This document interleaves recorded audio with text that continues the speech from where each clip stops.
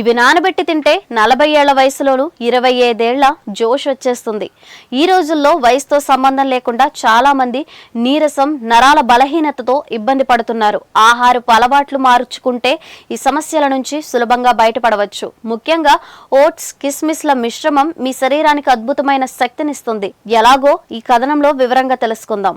ఈ కాలంలో ఉరుకులు పరుగుల జీవితం వల్ల మనలో చాలా మంది సరిగ్గా తినడం లేదు. దీనివల్ల బాడీలో ఎనర్జీ తగ్గిపోయి చిన్న పనికే అలసిపోతుంటాం. మరి ముఖ్యంగా నరాల బలహీనత, శారీరక శక్తి తగ్గడం వంటి సమస్యలు యువతలో కూడా కనిపిస్తున్నాయి. ఇలాంటప్పుడు మందుల మీద ఆధారపడడం కంటే వంటింట్లో దొరికే సహజమైన ఆహార పదార్థాలతో ఆరోగ్యాన్ని మెరుగుపరుచుకోవడం ఎంతో మేలు. మనకు సులభంగా దొరికే ఓట్స్, ఎండు ద్రాక్ష కలయిక ఆరోగ్యానికి ఒక సంజీవనిలా పనిచేస్తుంది. ఓట్స్ అనగానే మనకు గుర్తొచ్చేది బరువు తగ్గడం, కానీ ఇందులో ఉండే ఫైబర్, ప్రోటీన్ మరియు విటమిన్ బి మన శరీరానికి తక్షణ శక్తినిస్తాయి.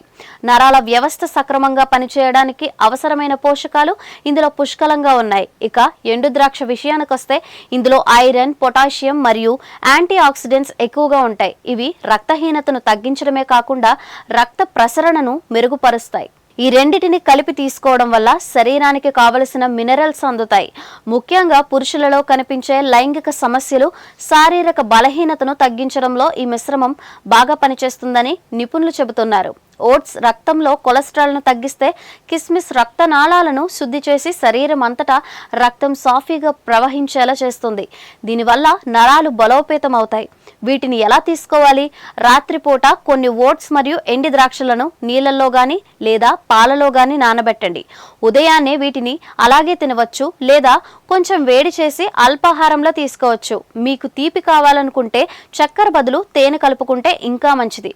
ఇలా క్రమం తప్పకుండా ఒక నెల రోజుల పాటు చేస్తే మీ శరీరంలో వచ్చే మార్పును మీరే గమనిస్తారు. ఆరోగ్యం అనేది మనం తీసుకునే ఆహారం మీద ఆధారపడి ఉంటుంది. ఖరీదైన ప్రోటీన్ పౌడర్ల కంటే ఇలాంటి సహజమైన అల్పాహారం ఎంతో సురక్షితం. రోజు ఉదయాన్నే ఓట్స్, కిస్మిస్ తింటూ తగినంత నీరు తాగుతూ ఉంటే నరాల బలహీనత మాయమవ్వడమే కాకుండా రోజంతా ఉత్సాహంగా ఉండవచ్చు. కాబట్టి రేపటి నుంచే మీ డైట్లో ఈ చిన్న మార్పు చేసి చూడండి.